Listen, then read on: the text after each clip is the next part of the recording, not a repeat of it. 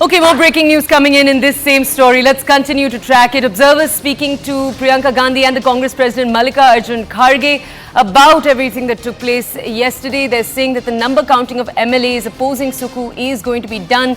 Now, the Congress's top leaders are mulling the possibility of changing the Chief Minister. They have two deputy Chief Ministers that they are considering. A cabinet reshuffle is possibly on the cards. Okay, this is what our sources are telling our reporters. My colleague Pallavi with us to bring us more details on this. Pallavi, some of the background context to the Himachal Pradesh crisis is that there have long been two camps in the Himachal Pradesh government. One, of course, that of the PCC President Pratibha Singh and the other of Sukhvinder Singh Sukhu. These details we're bringing our audiences. Can you just bring us more context? Well, Toya, actually not just two camps, there are many more camps. There's a Mukesh Agnihotri, who's a former journalist, and he's now the Deputy Chief Minister. That is also one more camp.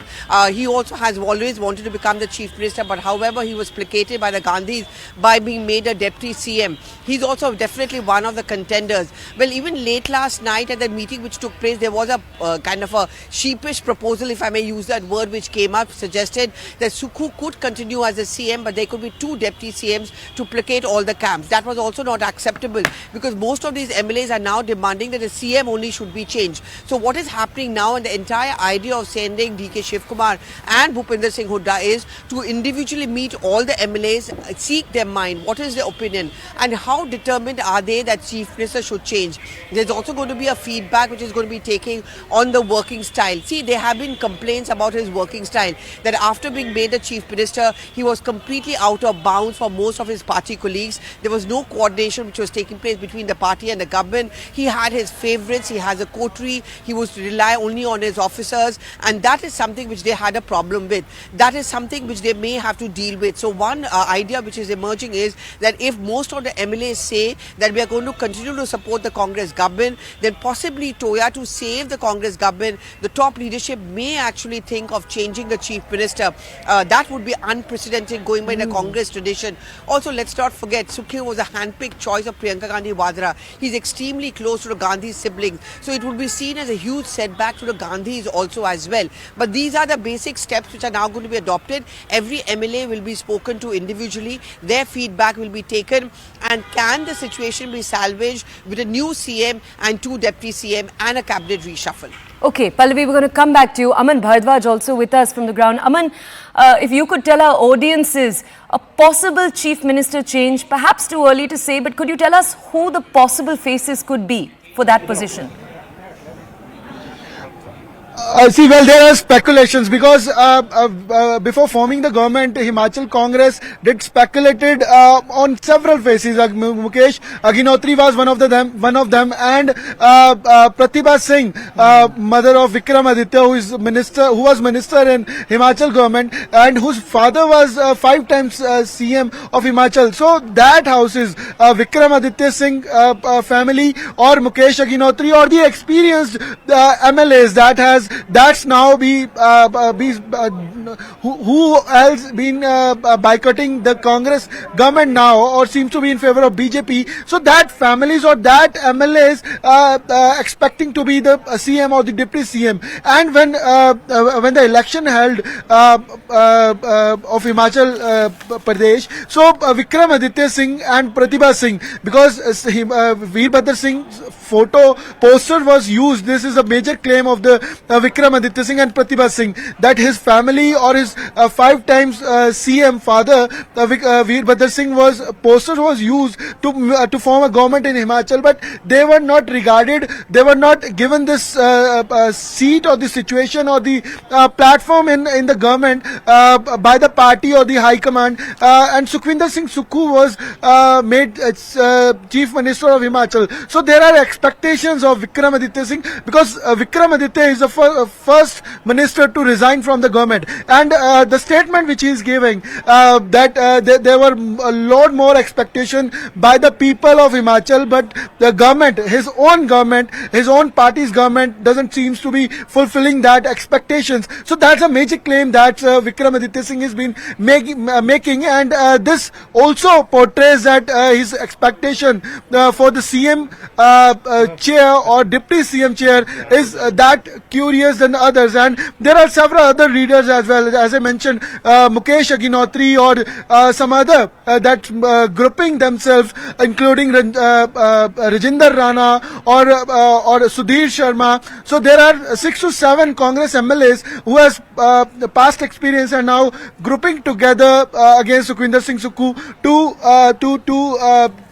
to nominate their CM in party itself, as half of the time seems to be over, and there are Lok Sabha in coming days as well. So there should be a partially time divided between other candidate and the other leaders as well of Congress, so they can also take charge of CM or deputy CM. So that seems to be, and these are the pressure tactics that's been used by Vikramaditya Singh or other leaders that's been coming together against Sukhwinder Singh Sukhu or complaining to High Command. But despite of that, BJP in this particular scenario, BJP is taking advantage because this particular grouping or the nomination of their own candidate, BJP seems to be favoring these MLAs because 3 to 4 independent candidates, independent MLAs, and 6 to 7 Congress MLAs are in favor of BJP. They cross-voted yesterday. They are in favor of division of votes. BJP went to governor of Himachal today.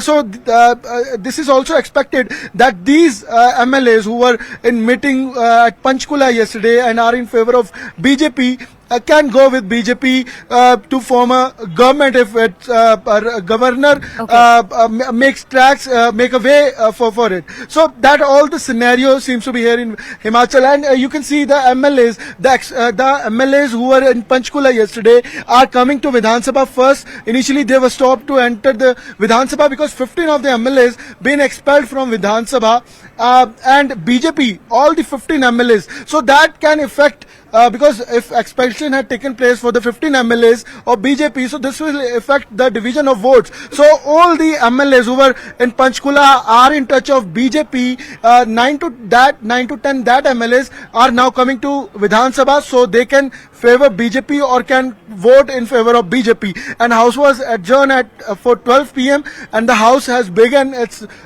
proceedings now and has to see what expulsion will result, and will BJP with all the MLAs who are of Congress or independent or BJP itself will go to governor once again to show their majority or to claim their majority. That has to be seen. Okay, Aman, just stay with us. I want to go back to our colleague Pallavi. Pallavi, for audiences of ours that are just tuning in, and for audiences from across the country, I just want to lay out the numbers and then come to you. So it's a 68-member House. Before any of this drama went down, the Congress had 40 plus 3 independents. The BJP had 27 MLAs. Now today, when we're saying that the Congress has broken down into many different factions, some leaders are announcing their unity with the BJP instead. Can you just tell our audiences broadly where the numbers stand in each of these camps? Well, see, ideally, the Sukhu government should not have anything to worry about, Toya, because they have the numbers. They have 40 MLAs with them. And normally when a party is in power at a state level, then, you know, the independents also tend to side with them. But if that is not happening, there's something really to be worried about. Now, last minute, 6 MLAs, they decided to cross-vote. Then they go away and huddle themselves in a resort in Panchkula. They refuse to come back till it is clear that, you know, the chief minister will be changed. So let's look at those 6 MLAs first, which clearly are not going to be voting along with the government. Then there are at least 20 MLAs who spoke out against Sukhu at that late night meeting. So there are 20 plus 6. If I'm just going to be very generous in terms of giving the numbers away from the Sukhu government. So there are 26. Now Vikramaditya Singh claims that he has at least 15 MLAs with him, which means if you just calculate, we are really not left with much numbers with the Sukhwinder Singh Sukhu government. So one can understand from the point of view of the Congress top leadership why they would not want that voting to take place on the budget, because they feel that what happened to them on the Rajya Sabha elections can also happen in the case of the budget vote as well. So numbers are not stacked in their favor. There is no guarantee anymore, Toya, for the Congress that the MLAs who are a part of the Congress government will actually end up voting for the Congress party in case the budget is put to vote. Okay, we'll come back to you in just a second, Pallavi. Please stay with us. Aman, please stay with us. We'll just take our audiences now through 2 important reactions.